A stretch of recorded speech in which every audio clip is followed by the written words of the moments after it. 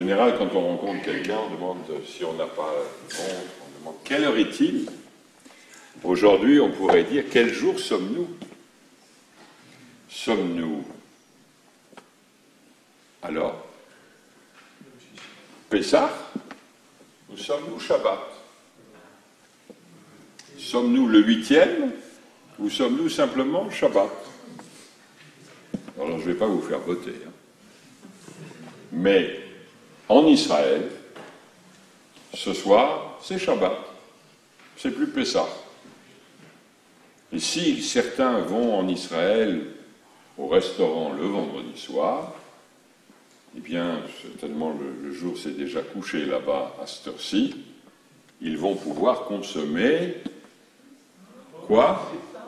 Du pain. C'est-à-dire, comment on dit ça en règle générale, un mot? Le chametz. Et si dans la diaspora nous suivons ce qui se passe en Israël, nous allons pouvoir manger ce soir du... Voilà. Et donc, je pourrais vous parler, si nous étions le 8e jour de Pessah, je pourrais vous dire, eh bien, je vais discourir sur le champ de la mer, qu'entonnera Moïse et qu'a entonné Myriam. Mais comme nous suivons ce qui se passe en Israël et que nous ne redoublons pas, c'est compliqué quelquefois, nous ne redoublons pas les jours de fête, à l'exception de Rosh Hashanah, puisqu'on suit plus ou moins le calendrier israélien, eh bien je ne vous parlerai pas ni de Moïse qui chantera le chant, ni de Myriam qui a déjà chanté le chant avec toutes les femmes. Dans le fond, on aurait pu faire aujourd'hui le Shabbat des femmes, si on y avait pensé différemment. Et donc la paracha de ce Shabbat se dit Acharemot. 2 fils d'Aaron étaient morts, et c'est pour ça que la paracha s'appelle Acharemot, puisque voici ce qui s'est passé après la mort des fils d'Aaron. Et le premier chapitre de cette paracha parle du sacrifice des sacrifices de Yom Kippour. Pour ceux qui viennent l'après-midi, le moment de Moussaf à Yom Kippour, il y a le récit de ce qui se passait, le récit de ce que faisait le grand prêtre, de ce qu'accomplissait le grand prêtre. Et c'est cette paracha qui dit exactement ce qui doit être fait. Je vous en lirai toute une petite partie, et surtout qui institue le fait qu'un prêtre devra assumer cette charge chaque année. Celui qui sera en charge de la prêtrise, le grand prêtre.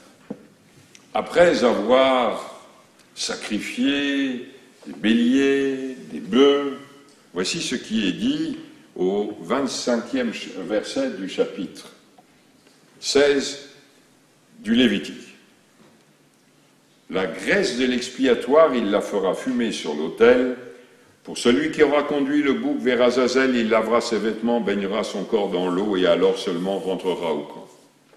Le taureau expiatoire et le bouc expiatoire dont le sang aura été introduit par la propitiation dans le sanctuaire, on les transportera hors du camp et l'on consumera par le feu leur peau, leur chair et leur fiente.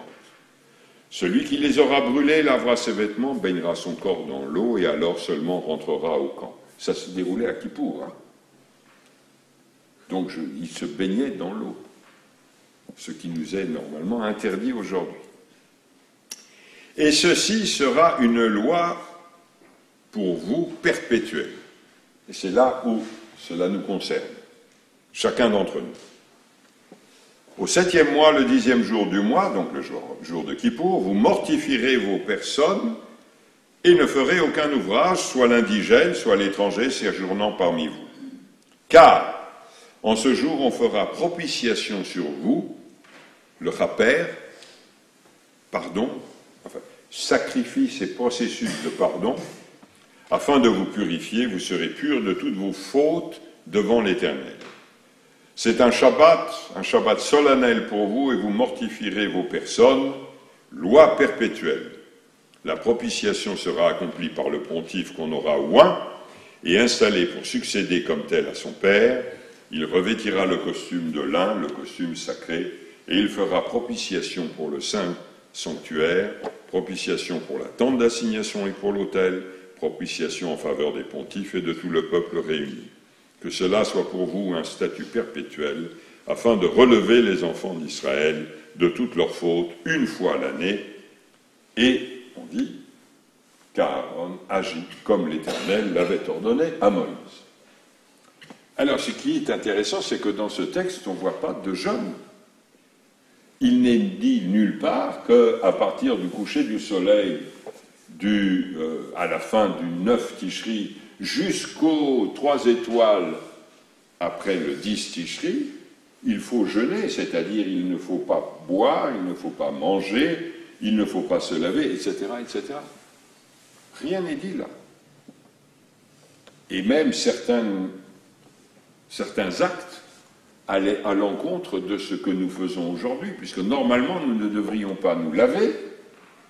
Or, et le Kohen qui amenait le taureau propitiatoire et le bouc émissaire propitiatoire et brûlait, il devait se laver avant de rentrer dans le camp, donc 2 jours, et le grand prêtre s'immergeait à plusieurs reprises le jour de Kippour. D'où cela vient donc-t-il? Eh bien, cela vient de ce chapitre. Je vais vous le dire un tout petit peu en français et un tout petit peu en hébreu. Vous mortifierez vos personnes, c'est comme ça que l'on traduit. Et le terme en hébreu, c'est te'anu et nafshotechem. Un pauvre en hébreu se dit ani, aleph nun yud. Te'anu vient de la même racine. Vous appauvrirez en quelque sorte vos personnes. Comment on peut appauvrir sa personne? Eh bien, un pauvre, c'est celui qui n'a pas de quoi. Eh bien, ce jour-là, on ne va pas avoir de quoi. On va donc faire comme si on n'avait rien. Et faire comme si on n'avait rien, eh bien, l'une des premières idées qui vient à l'esprit, c'est de dire, je ne mange pas. Je fais comme si je ne pouvais pas manger. Je fais comme si je ne pouvais pas boire. Donc les rabbins ont dit, jeûne de 25 heures. Et cela est redit plus tard, vous mortifierez vos personnes, ve'initem et nafshotechem, on a exactement la même racine, aïn, nun, yud. C'est une façon de voir. Et de là, l'habitude, la coutume, la pratique d'une journée de 25 heures pendant laquelle nous nous coupons en quelque sorte du monde pour penser à soi, à ce qu'a été notre année et notre relation avec les autres, avec les principes de la tradition juive, avec Dieu et avec nous-mêmes. Mais il y a autre chose. C'est vrai qu'avec les racines, on peut jouer. Anan, c'est le pauvre. Mais la anot, en hébreu, ça veut dire aussi répondre. Et initem et nafshotechem, cela pourrait être traduit par vous donnerez une réponse, mais intensive, parce que c'est la forme intensive du verbe, c'est pas la forme légère du verbe. C'est comme la différence entre marcher et courir. Marcher, c'est simple, courir, c'est intensif. Initem et nafshotechem, vous allez répondre, mais avec intensité. Et comment peut-on répondre avec intensité à nos âmes? C'est ce que dit le texte. Eh bien, c'est de faire comme si nous nous répondions à nous-mêmes. Et qu'allons-nous nous répondre? Eh bien, nous allons répondre, comme on dit en français, nous allons répondre de nous-mêmes à nous-mêmes. C'est-à-dire que nous allons nous juger. D'un côté, on va se juger, c'est-à-dire qu'on va essayer de trouver et on trouvera facilement, ce que dans l'année nous avons accompli de négatif. Et comment nous allons répondre de nous-mêmes à nous-mêmes? Eh bien, nous allons nous demander comment l'année qui a déjà commencé, et dans laquelle on va se replonger dès le lendemain, comment dans cette année, on va essayer de ne pas être pauvre en action. Donc avec le même terme, on arrive à deux éléments essentiels de Kippour. L'un, c'est un élément pratique. On se distance du monde, on jeûne.